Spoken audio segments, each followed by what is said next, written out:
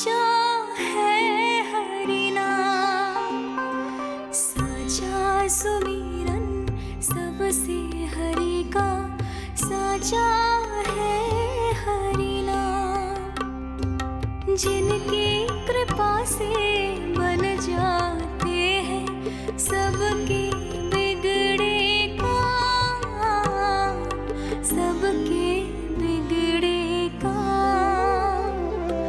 साचा सुमिरन सबसे हरि का, साचा है हरि नाम। आतुर है आंचल का उपवन, सुनने को पैजनियां छुन छुन, मधुर मधुर तुतलाती बोली, खेले संग संग आँख में चोली। मेरे मुख पे भी दे दो प्रभु ममता भरी मुस्कान। साचा सुमिरन सबसे हरि का, साचा है हरि नाम। भक्त बिना भगवान है जैसे, माता बिन संतान के वैसे। हरि बिन मेरा जीवन सूना, भगवान लाज मेरी रख लो ना। भगवान लाज मेरी रख लो ना।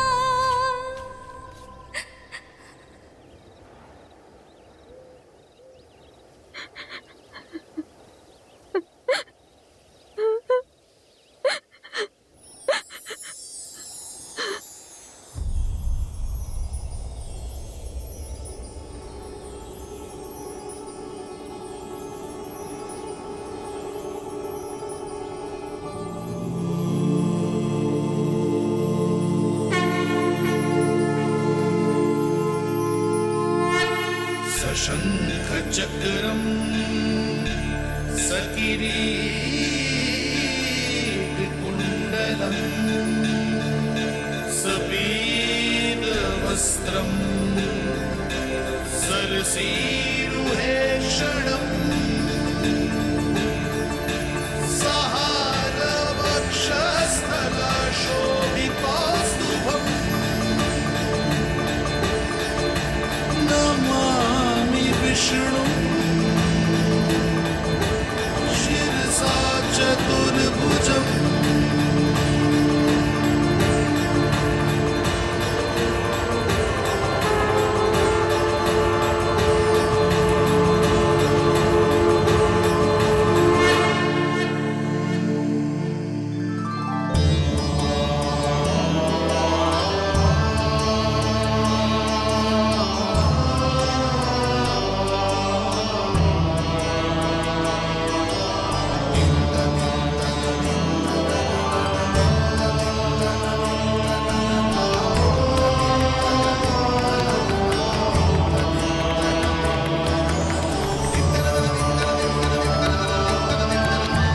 कहिए कहिए, क्या वरदान पाना चाहते हैं आप?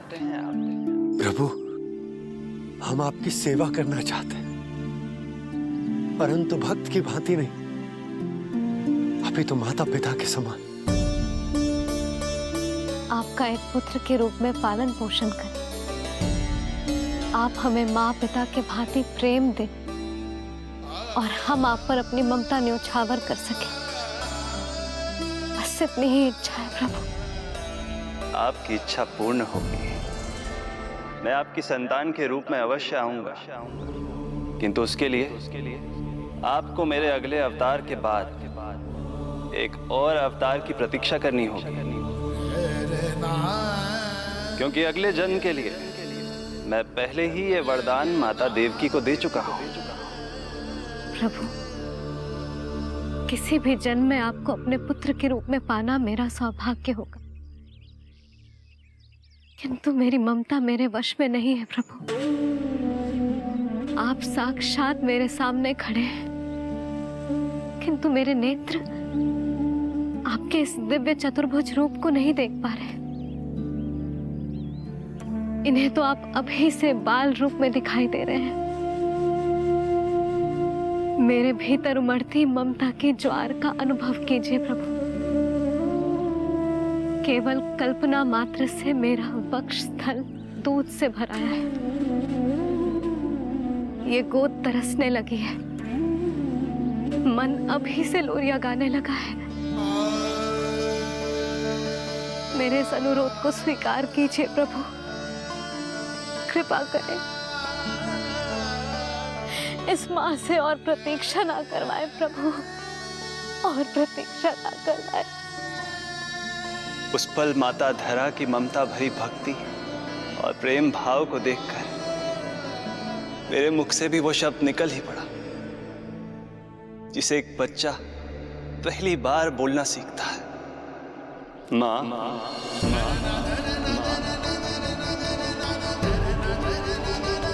अब ये प्रतीक्षा केवल आपकी ही नहीं, मेरी भी होगी। मैं भी तरसूंगा आपका पुत्र बनने के लिए। इस समय मैं विवश हूँ, किंतु मैं आपको वचन देता हूँ, मैं आपकी संतान बनकर अवश्य आऊंगा, प्रभु।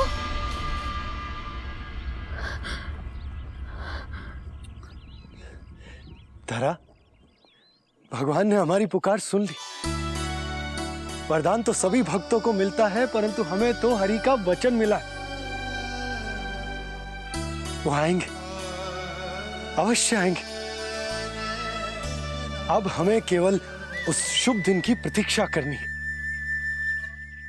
अब और प्रतीक्षा नहीं होगी मुझसे।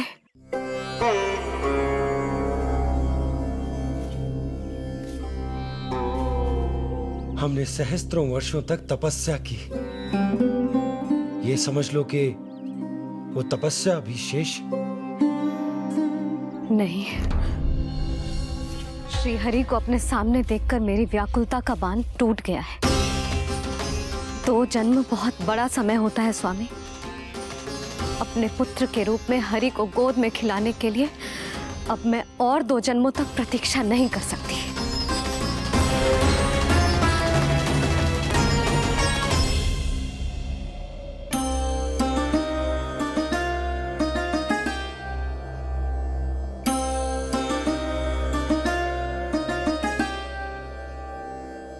व्यर्थ हरि बिन जग ये सारा, व्यर्थ हरि बिन जीवन धारा। पूजन वंदन व्यर्थ हरि बिन, व्यर्थ धरार जीवन धारा। वरुण देव विनती सुन लीजिए, तन मेरा निर्जल कर दीजिए। हरि के बिन सारा जल तन का सागर सा हो गया है खारा। प्रभु, माता धरा की तपस्या का तेज अत्याधिक है। प्रकृति के पंचतत्व, 5 महाभूत इनकी पुकार सुनने के लिए विवश है।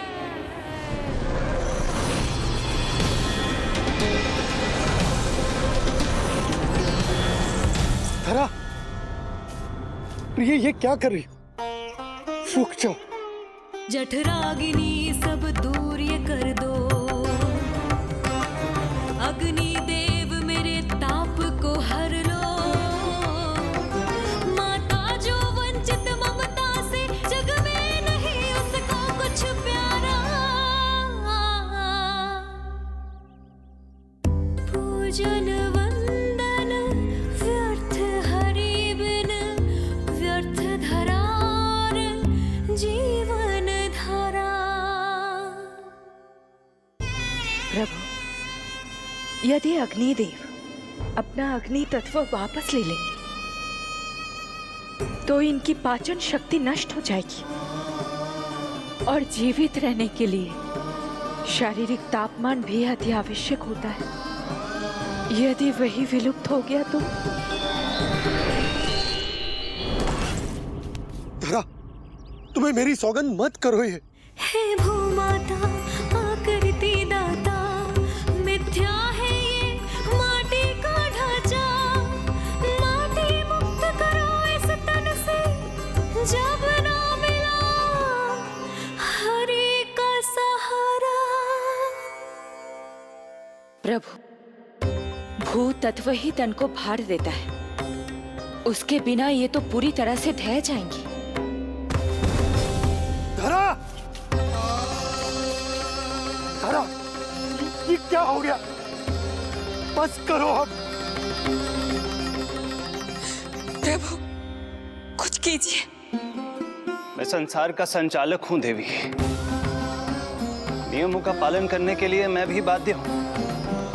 जो वचन मैं पहले ही माता देवकी को दे चुका हूं, यदि मैं चाहूं तो भी उसे तोड़ नहीं सकता।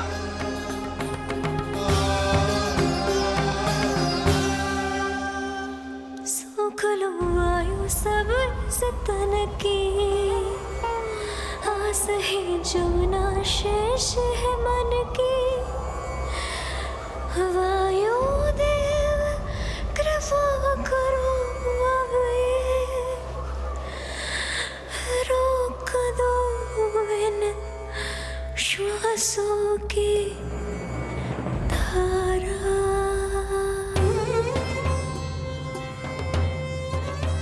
प्रभु, प्राण वायु के बिना प्राणों का बचना संभव नहीं।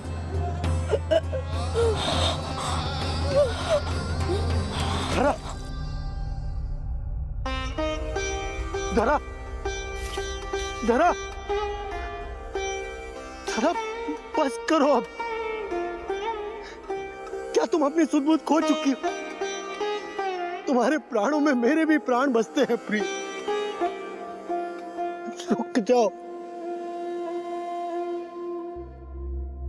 हे आकाश देव, तुमको मेरा अंतिम प्रणाम। अंतरात्मा लीन करो मेरी, लेके श्री हरि का नाम।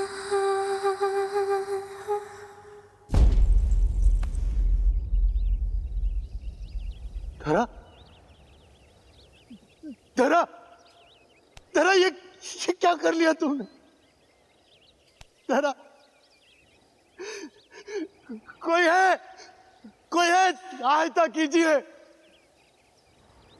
धरा, जल। धरा, तुम चिंता मत करना, मैं यही हूं। मैं 2 क्षण में जल लेकर आता हूं।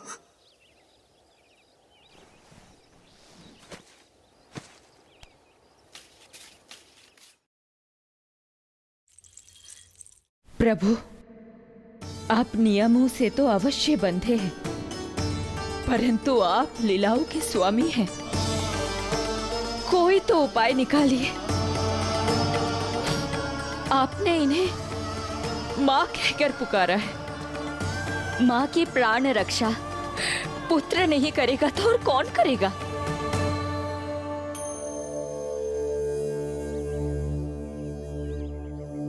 प्रेम ना जिसकी सीमा कोई, ना कोई आया माँ की ममता के आगे। विवश हुए भगवान, विवश हुए भगवान।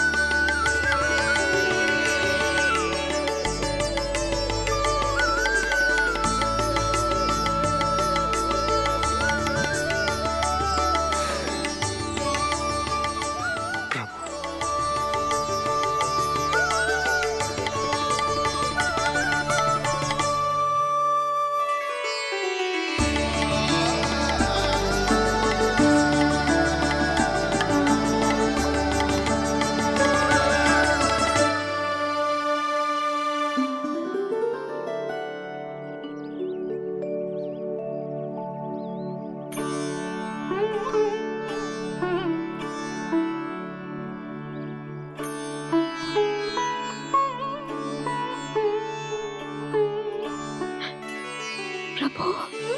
प्रभु नहीं, पुत्र कहो माँ।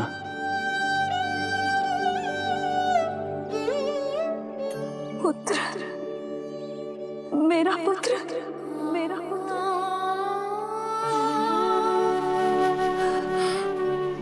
आज जैसे आपने मुझे अपनी गोद में लिटा रखा है, क्या कुछ ऐसा नहीं हो सकता कि शीघ्र ही मुझे आपको अपनी गोद में खिलाने का अवसर मिल जाए? आज तो मैं केवल मूर्छित हुई हूं, किंतु शीघ्र ही यदि मुझे आप पुत्र रूप में ना मिले तो मेरे प्राण चले जाएंगे। ऐसा ना कहो माँ।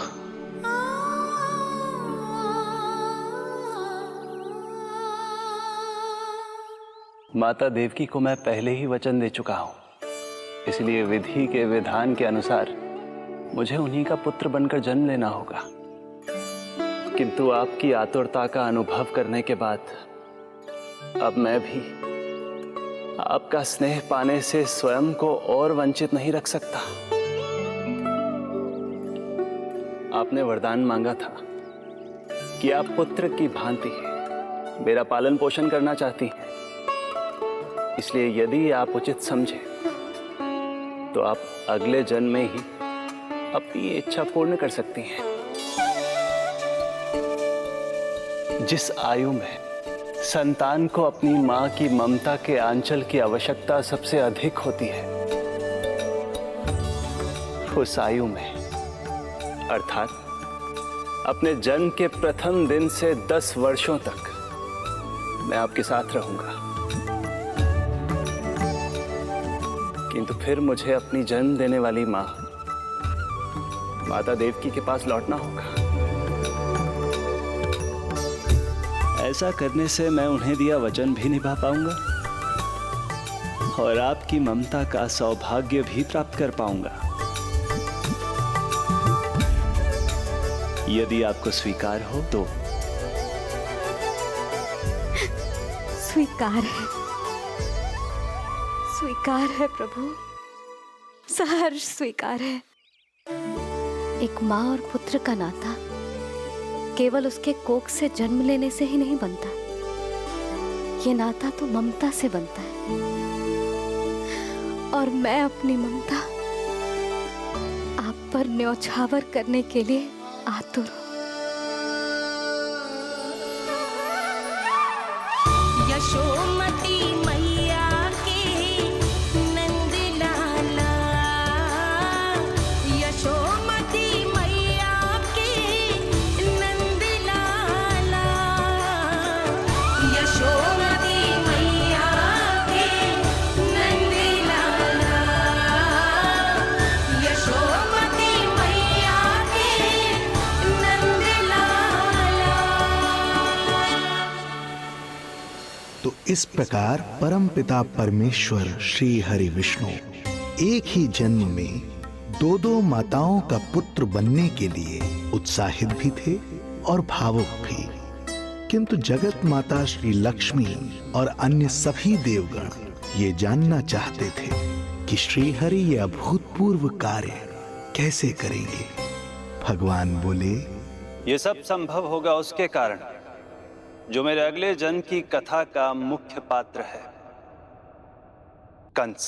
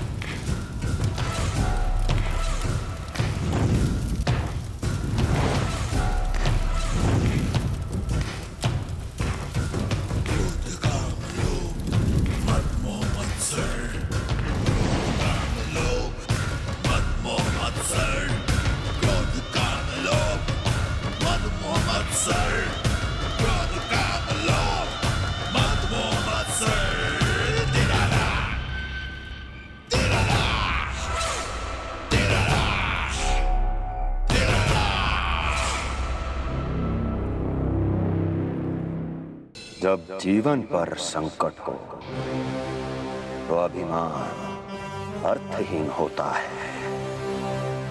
जब प्राणों पर बनाए तो सम्मान स्वाभिमान सब निरर्थक होता है। इन व्यर्थ के मूल्यों को बीच में मत आने दो।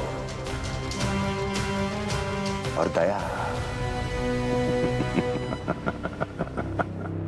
उसे तो बिल्कुल नहीं। मार डालो साधु संत ऋषि मुनि स्त्री वृद्ध, चाहे वो नवजात शिशु ही क्यों ना हो। किंतु हाँ, यदि शत्रु भारी पड़ने लगे, पराजय सामने दिखाई देने लगे, तो उसी क्षण शत्रु के पैर पकड़ लो और अपने प्राणों की भिक्षा मांग लो। अहंकार को आड़े मत आने दो।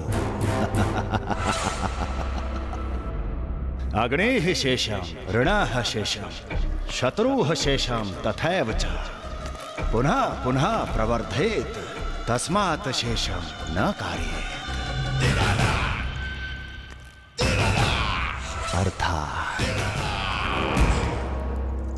अग्नि की एक भी चिंगारी, ऋण की एक भी मुद्रा और शत्रु की एक भी संतान यदि शेष रह जाए तो शीघ्र ही विकराल रूप धारण कर सकती है।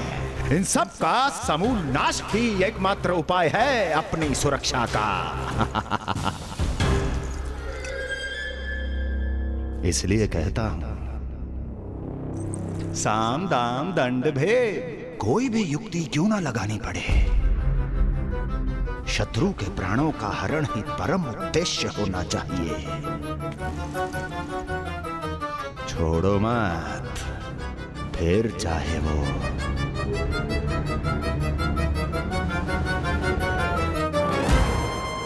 विष्णु ही क्यों ना हो।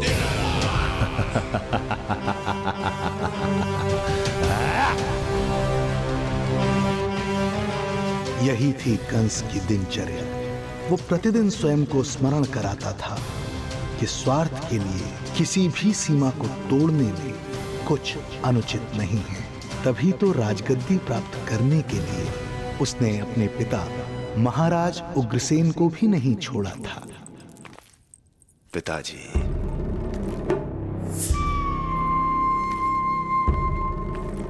हो सके तो मुझे क्षमा कर दीजिएगा।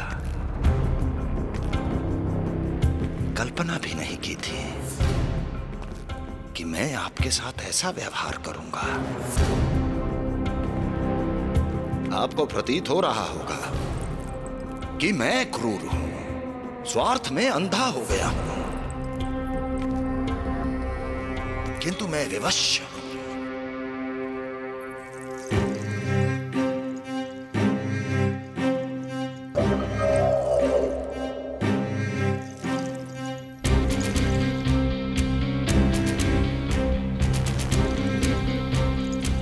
आज से सत्ता का ये भार अब मुझे उठाना पड़ेगा पिताजी, क्योंकि आप तो अत्यंत दयावान हैं। अपनी आवश्यकता से अधिक प्रेम आपको अपनी प्रजा से है, किंतु मैं ऐसा नहीं। मैं अपने शत्रुओं का काल हूं, तभी तो मेरे प्रति दुर्भावना रखने वाले मेरे सम्मुख आने से पहले थर थर कांपते हैं। इसलिए मथुरा का राज सिंहासन मेरे साथ अधिक सुरक्षित रहेगा, क्योंकि मैं आपसे अधिक उपयुक्त हूं पिताजी। मेरा विश्वास कीजिए। हृदय पर गोवर्धन पर्वत रखकर मुझे यह निर्णय लेना पड़ रहा है पिताजी।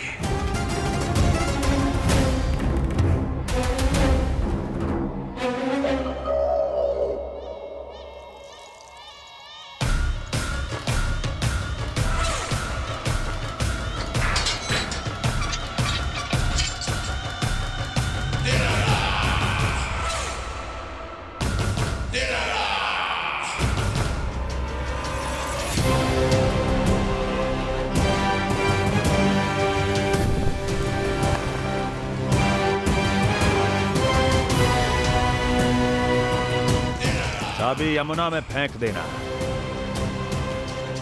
कोई कितना भी क्रूर, कठोर राक्षस ही क्यों ना हो, किसी न किसी के लिए उसके हृदय में भी प्रेम उपजता ही है।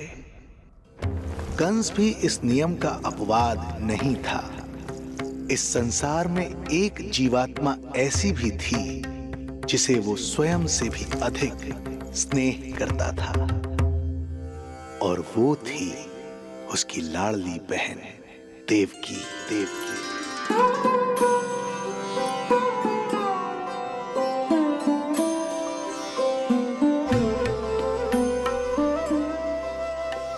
देवकी के लिए कंस एक राजा नहीं, मात्र भाई था, जो अपनी बहन की छोटी सी मुस्कुराहट के लिए आकाश पाताल एक कर सकता था। अत्यंत धूमधाम से उसने अपनी देवकी का विवाह यादवराज वसुदेव के साथ संपन्न करवाया। रुको, रुको।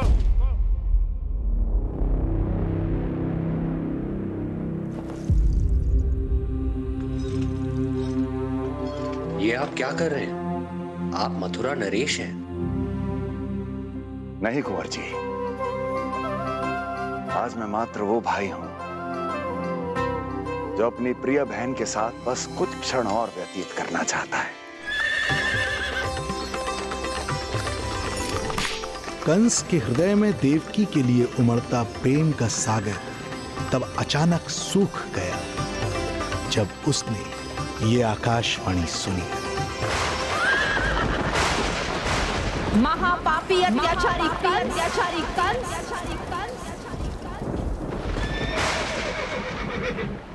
जिस देवकी को तू इतने प्रेम से ससुराल ले जा रहा है, वही तेरे अंत में सहायक होगी। तेरा काल तेरी प्रिय बहन के गर्भ से उसकी 8वीं संतान बनकर जन्म लेगा और तेरा विनाश करेगा।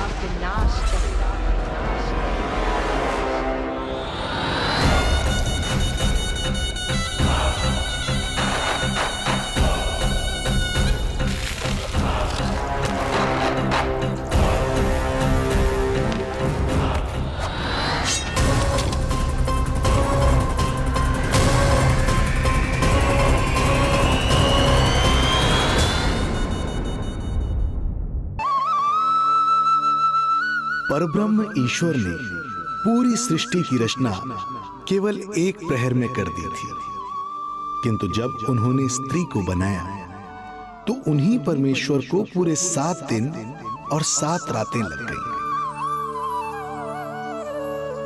क्योंकि उन्हें स्त्री के व्यक्तित्व में मां बनने की अद्भुत क्षमता का निर्माण करना था, जो अपने तन को असहनीय पीड़ा देकर उसमें से एक नए जीव को जन्म देती है, जो अपने रक्त को दूध बनाकर अपनी संतान का पोषण करती है। वो एक मां ही होती है।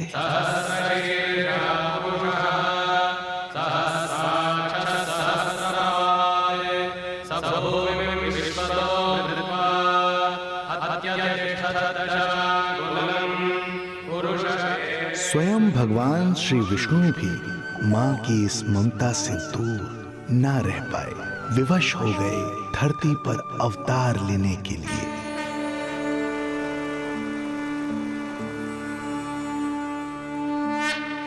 शांताकारं भुजगशयनं पद्मनाभं सुरेशं विश्वाधारं गगनसदृशं मेघवर्णं शुभांगं लक्ष्मीकान्तं कमलनयनं योगी वीरध्यानगम्यम्। कौन है आप? मुझे आपसे भय लग रहा है। आप मेरे भैया नहीं हो सकते। सही कहा तूने। जो मेरे विनाश को जन्म दे, उस कुल घातिये से मेरा कोई संबंध नहीं। महाराज, रक्त के संबंध क्रोध की अग्नि में मत झुलसाइए। जिस बहन को आपने बचपन से आज तक इतना प्रेम दिया, क्या वो आपके विरुद्ध किसी षड्यंत्र में सहायक हो सकती है? भला हमारी संतान आपका विनाश क्यों करेगी? अपनी नवविवाहित बहन पर कृपा कीजिए महाराज। अपने पुरुषार्थ से आपने कितने असुरों को युद्ध में पराजित किया है। आज वो सब दरबारी बनकर आपकी सेवा करते हैं।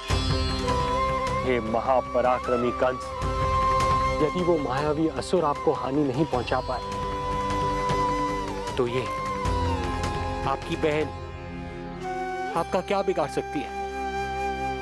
दया कीजिए महाराज, दया कीजिए। आप बीच में मत पड़िए कुंवर जी। सुना नहीं क्या? इसकी 8वीं संतान मेरा वध करेगी। जब मां ही नहीं बचेगी, तो 8वीं संतान के जन्म का तो प्रश्न ही नहीं उठता।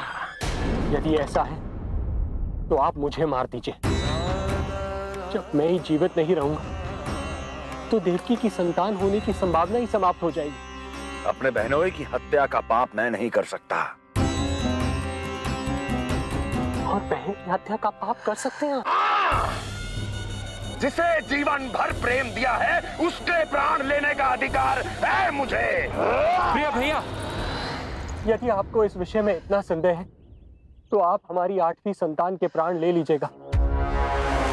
बल्कि 8वीं संतान ही नहीं, उसका जन्म होने तक हमारी सभी संतानों का वध आप स्वयं अपने हाथों से कर लीजिए। स्वामी! हे मथुराधिपति, मेरी पत्नी को प्राण दान दे दीजिए। मैं महाराज शूरसेन का पुत्र वसुदेव आपको वचन देता हूँ, अपनी 8 संतानों को जन्म लेते ही स्वयं आपके सामने प्रस्तुत करूंगा। अपनी 8 संतानों को जन्म लेते ही स्वयं आपके सामने प्रस्तुत करूंगा।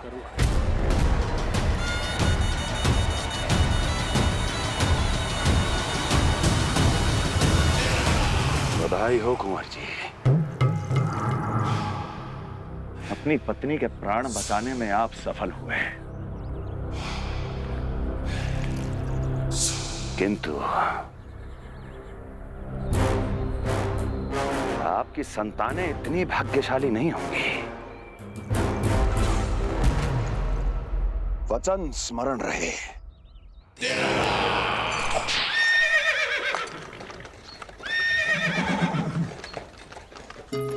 इस तरह रक्त की प्यासी कंस की तलवार की छाया में देवकी और वसुदेव का वैवाहिक जीवन प्रारंभ हुआ। जब कंस की निर्ममता और वसुदेव के वचन का ये दुखद समाचार गोकुल पहुंचा तो हे नारायण, अर्थात राजा वसुदेव यदि कंस के सामने गिड़गिड़ाते नहीं तो रानी देवकी के प्राण चले जाते। हाँ नंदराज, और अब वो दोनों कंस के महल में हैं, किंतु वो महल भी उनके लिए किसी बंदी गृह से कम नहीं है।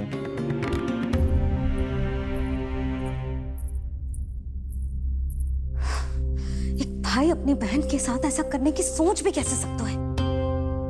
मेरा बस चले तो इस दुष्ट कंस को मटके में डाल के इसे घोंट के रख दूं, जैसे मलाई घोट के माखन निकाला जाता है।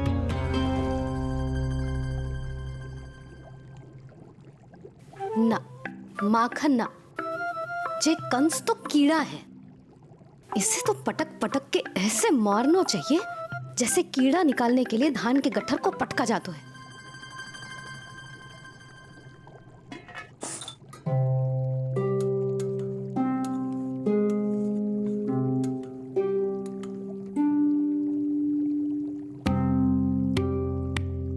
किंतु जब रोहिणी जिज्जी को पता चलेगा तो वो तो अपने आप को ही दोष देंगे, क्योंकि बालक ना होने के कारण उन्होंने ही वसुदेव जी को राजकुमारी देवकी के साथ दूसरा विवाह करने पर विवश किया था। हे ईश्वर, जिस सुख के लिए रोहिणी जिज्जी ने पत्नी जीवन का सबसे बड़ा त्याग किया था, जब उन्हें पता चलेगा कि वही सुख उस क्रूर कंस ने छीन के मटिया मेट कर दिया है, तो कितना कष्ट पहुंचेगा।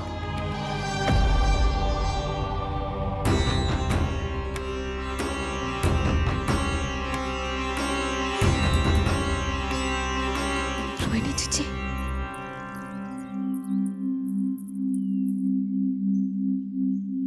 गोप नरेश, कृपया मुझे अपने भैया के पास ले चलिए। संकट के समय मुझे उनके साथ होना चाहिए। किंतु भाभी, पता चलो है वसुदेव भैया और देवकी भाभी कंस के महल में कड़े पहरे में रखे गए। पति पत्नी एक दूसरे का संबल होते हैं। कंस का पहरा कितना भी कष्टदायक क्यों ना हो, इस समय उन्हें और बहन देवकी को मेरी आवश्यकता है।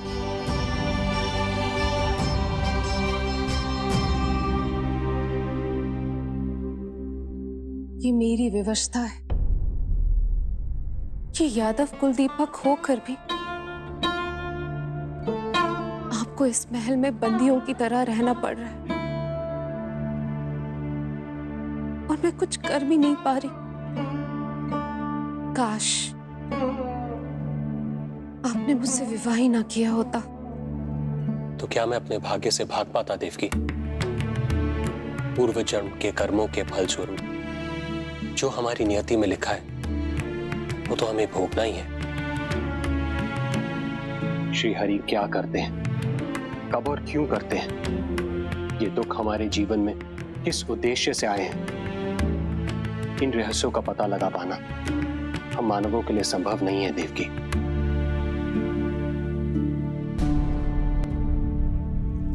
तो फिर चलिए यहां से भाग चलते हैं, कहीं ऐसे स्थान पर जहां भैया की छाया भी हम पर ना पड़ सके। नहीं प्रिय, कंस के गुप्तचरों की दृष्टि हम पर अवश्य होगी, और मैं ऐसा कोई कार्य नहीं कर सकता जिससे तुम्हारे जीवन पर कोई संकट आए। और मैंने उन्हें अपनी सभी संतानों को सौंपने का वचन भी दिया है। अपना वचन मेरे लिए प्राणों से भी अधिक महत्वपूर्ण है देवकी।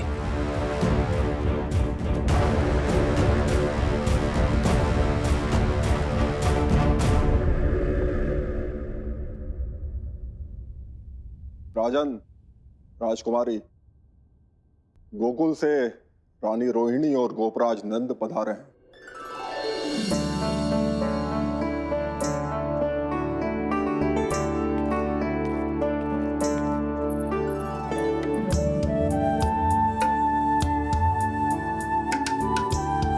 स्वामी,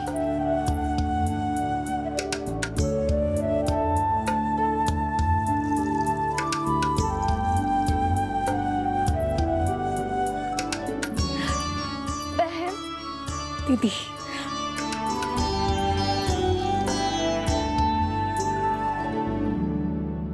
भाई नंद, जो आप हमारे लिए कर रहे हैं उसके लिए धन्यवाद शब्द बहुत छोटा है। मैं अपने भाग्य को स्वीकार कर चुका हूं। यदि यही श्री नारायण की इच्छा है तो यही सही।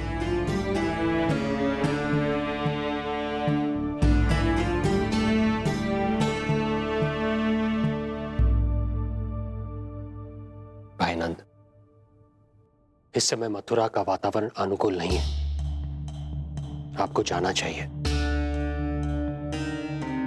यशोदा भाभी भी चिंतित हो रही होंगी, उनसे कहिएगा हम यहां सुरक्षित हैं अभी तक।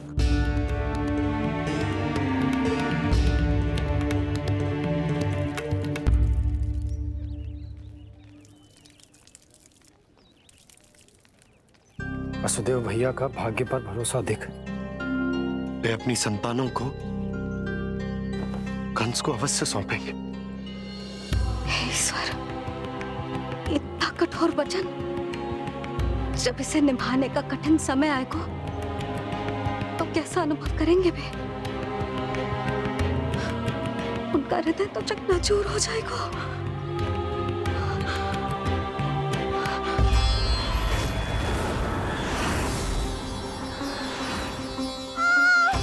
सब्र करो, सब ठीक हो जाएगा। देवकी, मैं महाराज शूरसेन का पुत्र वसुदेव आपको वचन देता हूं, अपनी 8 संतानों को जन्म देते ही स्वयं आपके सामने प्रस्तुत करूंगा।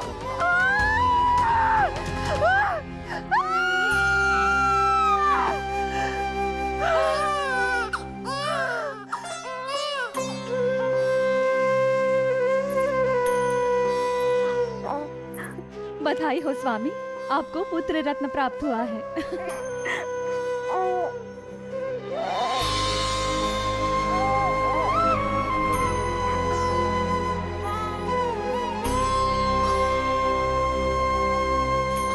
महाराज को पता चला तो क्या होगा?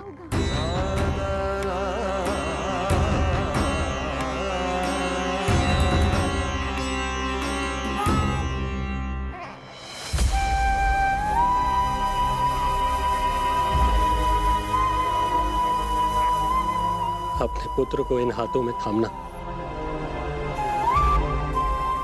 कितने वर्षों से इस पल की प्रतीक्षा कर रहा था मैं, और आज जब यह पल आया है मेरी आंखों में दुख के आंसू हैं। एक पिता जब प्रथम बार अपनी संतान को गोद में उठाता है तो सबसे पहले यह सोचता है कि उसे क्या नाम दूं, उसका सुनहरा भविष्य कैसे सुनिश्चित करे।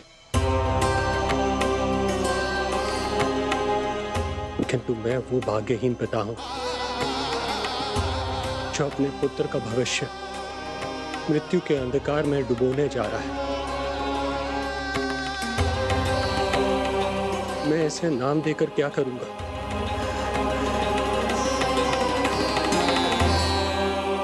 क्या आपके वचन का महत्व आपके पुत्र के प्राणों से अधिक है स्वामी?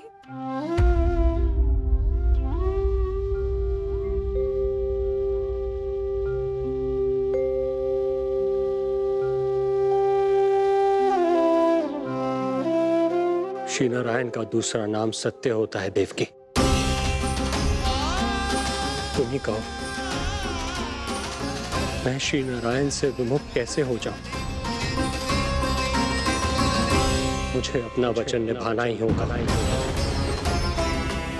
हृदय के टुकड़े टुकड़े क्यों ना हो जाए, मुझे इसे कंस तक ले जाना ही होगा।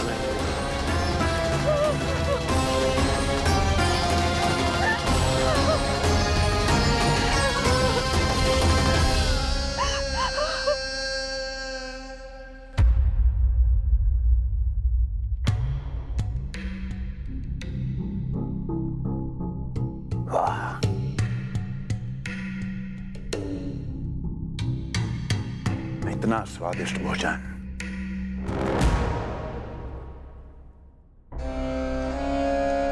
किसी विशेष इच्छा की पूर्ति के लिए मुझे सम्मोहित तो नहीं करना चाहती? मुझे पति के रूप में प्राप्त कर तो चुकी हो, अब प्राप्त करने को क्या क्या बचा है प्राप्ति? मैं प्राप्ति नहीं, अस्थि हूं स्वामी। प्राप्ति तो छुई मुई बनकर वहां खड़ी है। आप सदैव अपने विषय में ही सोचते हैं, कभी मेरे ओर भी निहारा कीजिए, तभी तो मेरा नाम सही से स्मरण होगा आपको। मैं अपने विषय में ही सोचता हूं, तभी तो दसों दिशाओं में मेरे नाम का डंका बजता है, मेरे साम्राज्य का विस्तार होता है, तभी तो मेरा अस्तित्व है। अस्थि स्मरण रहे, तुम हो क्योंकि मैं हूं।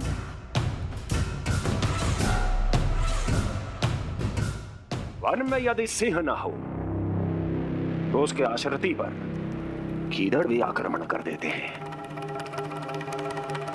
सिंह कभी अपने शत्रु को एक क्षण भी जीवित नहीं छोड़ता महाराज। आपने तो छोड़ दिया देवकी को। सिंह नहीं, आप वो गाय हैं जो अपनी कसाई से अथाह प्रेम करती है।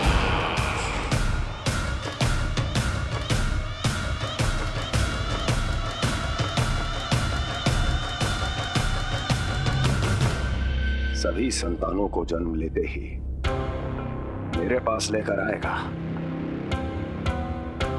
ये वचन दिया है वसुदेव ने मुझे। तो फिर आया क्यों नहीं महाराज? प्रथम शिशु का जन्म तो हो चुका है।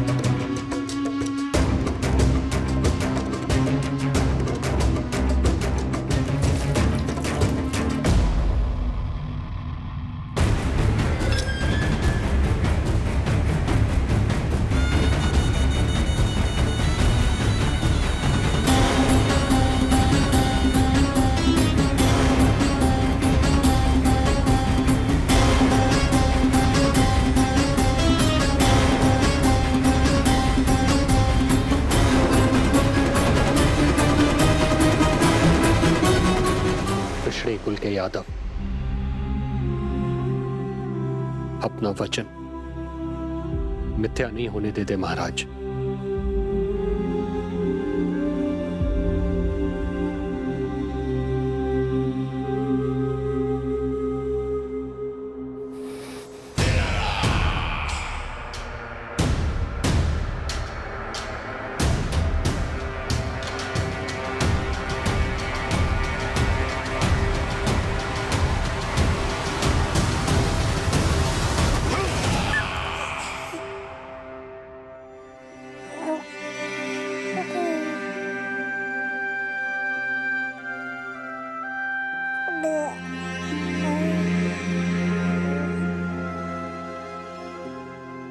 ये देवकी का पुत्र है, मेरी बहन जो मुझे प्रिय हुआ करती थी, उसका प्रथम पुत्र है ये, मेरा प्रथम भांजा।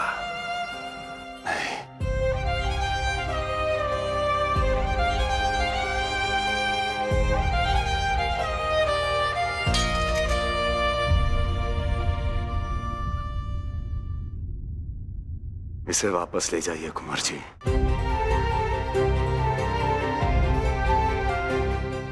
देवकी की प्रथम संतान से मुझे कोई संकट नहीं।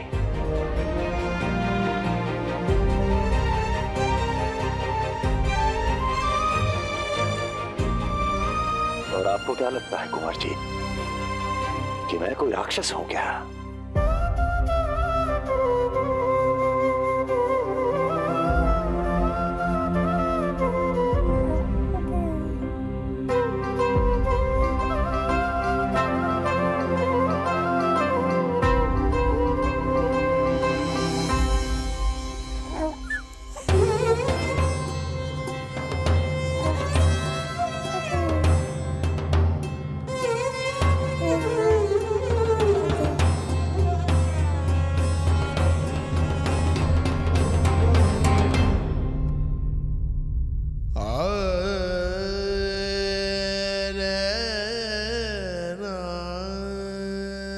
तो उसे अपनी गोद पे भी नहीं उठा पाई थी दीदी।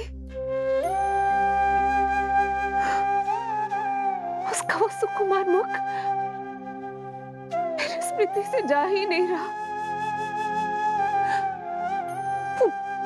वो मधुर रुदन अभी तक मेरे कानों में गूंज रहा है। मैं तुम्हारी पीड़ा का अनुमान लगा सकती हूँ देवकी। मैंने उसे जन्म नहीं दिया था,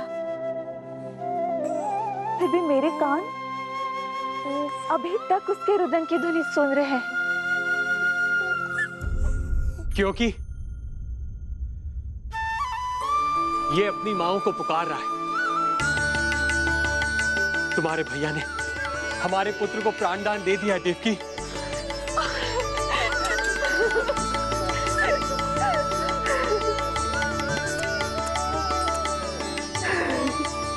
स्वामी, अब अपने पुत्र का नामकरण कीजिए। इसे ऐसा नाम दीजिए कि इसका भविष्य यश और कीर्ति से परिपूर्ण हो। कीर्तिमान। कीर्तिमान होगा इसका नाम।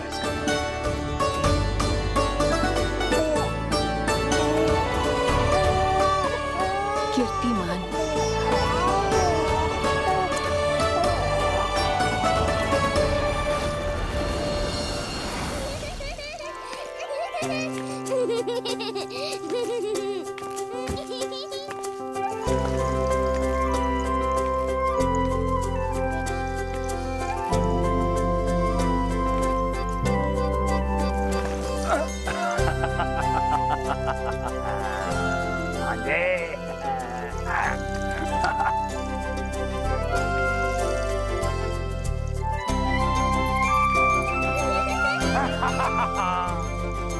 भांजे भांजे, मामा से बचना असंभव है। मामा जी, आपकी भुजाओं में कितना बल है, मुझे पीड़ा हो रही है। मेरा दूसरा हाथ पकड़ लीजिए। तुझे पीड़ा हो रही है? ये ले।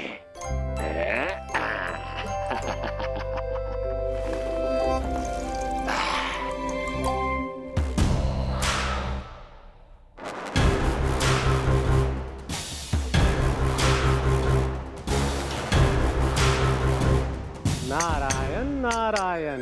मामा जी मूर्ख बन गए, मामा जी मूर्ख बन गए, मामा जी मूर्ख बन गए। इतना दुस्साहस!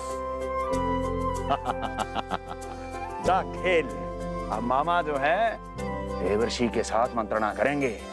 जा खेल। क्योंकि अत्यंत महत्वपूर्ण ना हो तो देवर्षि हमारे द्वार पर आने का कष्ट नहीं उठाएंगे। कहिए देवर्षि, कैसे आना हुआ? मैं तो बस आपको ये अद्भुत कमल पुष्प भेंट करने आया था महाराज। इसे देखते ही मुझे आपका स्मरण हुआ था। मानो ये मुझे पुकार कर कह रहा हो, मुझे महाराज कंस के पास ले चलिए। इसमें तो कुछ भी विशेष नहीं है देवर्षि। इसमें 8 पंखुड़ियां हैं महाराज, और 8वीं पंखुड़ी सबसे विशेष है।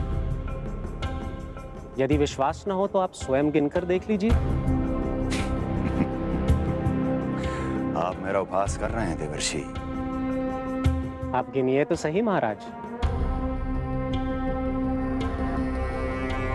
1 2 3 4 5 6 7 8।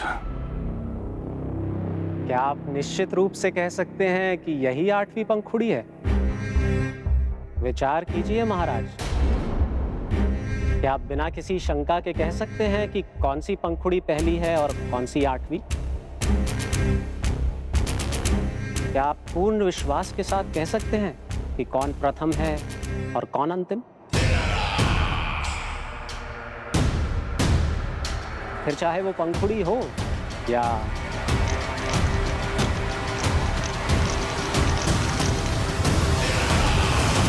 सावधान करने के लिए धन्यवाद देवर्षि। कंस के साथ धोखा करने वाले को अति भीषण दंड मिलेगा। भविष्य में ऐसी कल्पना मात्र से ही मेरे शत्रु भय से कांप उठेंगे। मथुरा नरेश, मैं तो मात्र पंखुड़ियों की बात कर रहा था। यदि आपने कुछ और समझ लिया है तो उसका उत्तरदायित्व मेरा नहीं है। नारायण नारायण।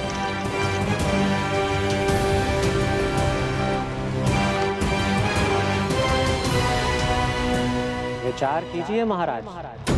क्या आप बिना किसी शंका के कह सकते हैं कि कौन सी पंखुड़ी पहली है और कौन सी 8वीं? क्या आप पूर्ण विश्वास के साथ कह सकते हैं कि कौन प्रथम है और कौन अंतिम? फिर चाहे वो पंखुड़ी हो या मामा जी मूर्ख बन गए, मामा जी मूर्ख बन गए, मामा जी मूर्ख बन गए, मामा जी मूर्ख बन गए।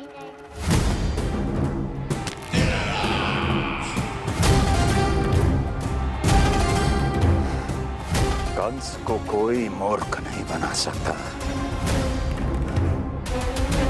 कीर्तिमान। जी मामा जी। क्रोध काम लोभ मद मोह मत्सर, क्रोध काम लोभ मद मोह मत्सर, क्रोध काम लोभ। मामा जी मुझे दर्द हो रहा है। काम लोभ मद मोह मत्सर, क्रोध काम लोभ मद मोह मत्सर। स्वामी, ये कीर्तिमान के लिए कैसा लग रहा है? ये लीजिए स्वामी।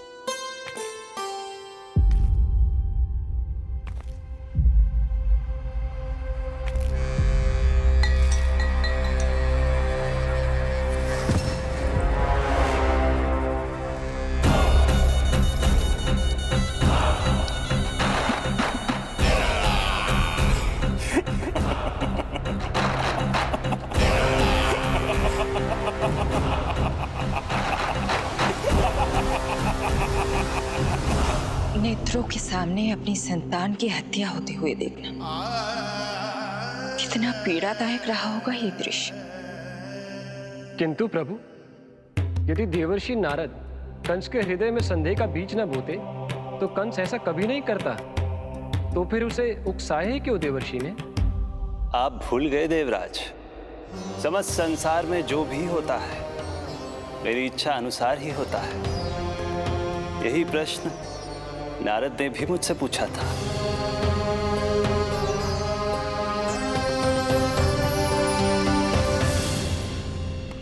नारायण नारायण।